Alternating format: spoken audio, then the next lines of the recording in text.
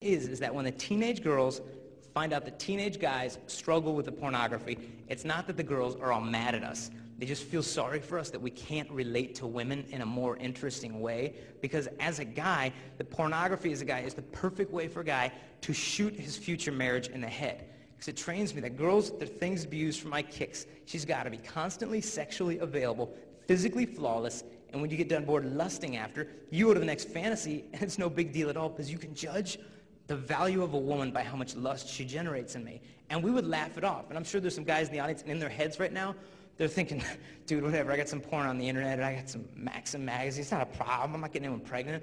And while he laughingly tries to think it's not a problem, almost desperately try to convince himself, what happens to a young guy is he gets emasculated. Emasculation means that when a young man is robbed of the ability to be masculine.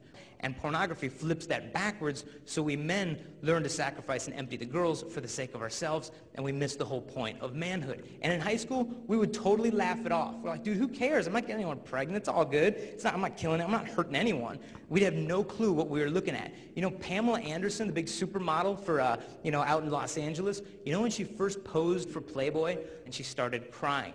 She finally pulled herself together, and they took the nude photos. That when you're looking at porn, you're not looking at just some naked body, you're looking at the corpse of a woman's heart. But we would laugh it off, saying, dude, I'm not hurting anyone. We don't realize how much we're hurting ourselves. You know, Maxim magazine, it's a new smutty magazine they have for guys. You know, Maxim magazine has paid computer companies up to $20,000 a pop to generate fake cover models. I'm not saying she's airbrushed. Her legs are fake. Her face is fake. Her breast is fake. The whole woman is completely computer generated. So we as guys are trained to expect our wives to live up to this impossibly perfect fantasy. And where does this leave our brides one day? I had a friend, and he basically assumed, dude, who cares? I'll throw the porn away when I get married. I'm getting married in a few months. Then you can have sex whenever you want. It's all good. And the guy was divorced in 3 months. All that he did was transfer the fantasies of lust from the porn onto his bride, and the marriage is done as soon as it began. So if you think you're going to get married as a guy and you have the porn, ask yourself one question. Ask yourself, dude, is my bride's body, is it worth waiting to see?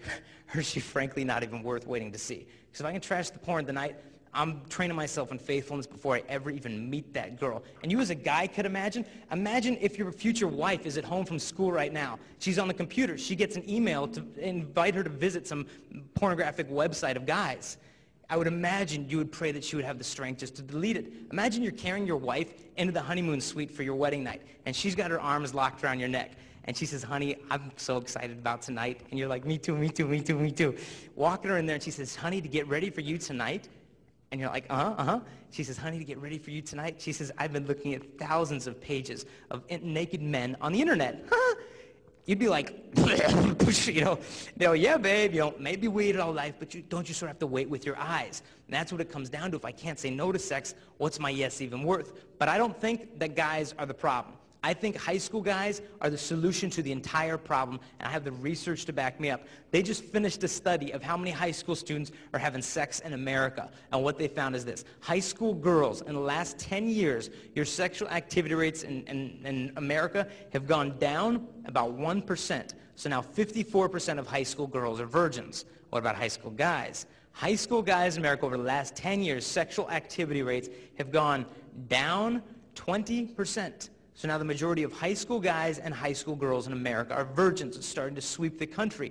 And we're not making up. I saw this at the airport the other day in Newsweek magazine, the new virginity. It's sweeping the country because we want this better kind of love. And to prove to you we all deserve it, having come with me from San Diego is my fiancée, Kristalina. So please give her a warm welcome. Come on up, hon.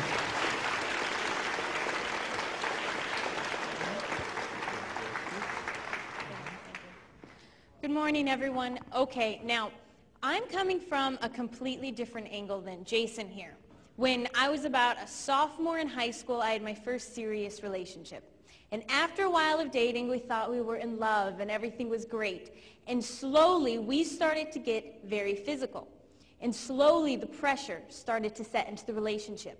And he said, well, girl, if you really loved me, if you truly loved me, you'd prove it to me. You'd show me just how much, well, if you aren't doing this with him, and if you aren't doing that with him, then I mean, well, what's wrong with you?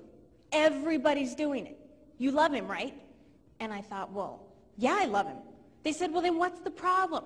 So at the age of 15, I lost my virginity, thinking it was going to cause this huge, great emotional bond between us. We were going to be on cloud nine and so in love. And in all actuality, it eventually destroyed any love in the relationship, and all respect was just thrown out the window. Because if I couldn't even respect my own body, how was he supposed to respect it? And after a while of dating, it seemed like he didn't want to spend time with me anymore. He was basically spending the time with my body. Now, when a girl is being used, she knows it. She knows it in the depths of her heart. She may deny it, she may ignore it, but she knows it, and I knew it. And after a while, we were constantly fighting. He was cheating on me, and we broke up and went our separate ways. Now, I will never forget the day when he walked away from me for the very last time. And as he walked away from me, all I could think about was that guy's taking something with him that never belonged to him in the first place. But I can't get it back, right? What's the point? It's already gone. So there I was in the cafeteria talking with my girlfriends. And I came to this conclusion, okay, if a guy can date me for about 6 months without sleeping with me, then he must love me. Then I'll sleep with him. And I think now 6 months? 6 months is the price that I put on my body? If he gives me just a little bit of that time and just a little bit of that attention, that's the definition of love. And I carried this mentality all through high school. He was the first guy that I slept with, but he wasn't the last, because it starts a vicious cycle. And after a while, I was pretty deep into it. Now, I'm not standing up here pointing my finger at you guys, saying, you guys, you're the problem. No. I happen to believe that you guys will be as much of a gentleman as we ladies require. Now, I wasn't acting like a lady back then, nor dressing like a lady back then. Therefore, they didn't feel the need to rise up and act like a gentleman around me. And what seems to happen sometimes is that girls will give guys sex for the sake of getting the love from them. And guys will give girls the love for the sake of getting the sex from the girls. And it can go both ways. Now, with this lifestyle, I got into the partying, I got into the drinking, I got into the clubbing. You name it, I was into it. And granted, at the time, yeah, I thought it was a lot of fun. It was very attractive, and I know what that's like. But I also know what it's like to wake up the next day when that party's over, when those friends are gone, and when I was there by myself. And I remember waking up thinking, I can't believe I did that last night. I hope I don't have to see his face in the hallway at school on Monday. What if he tells everybody what we did last night?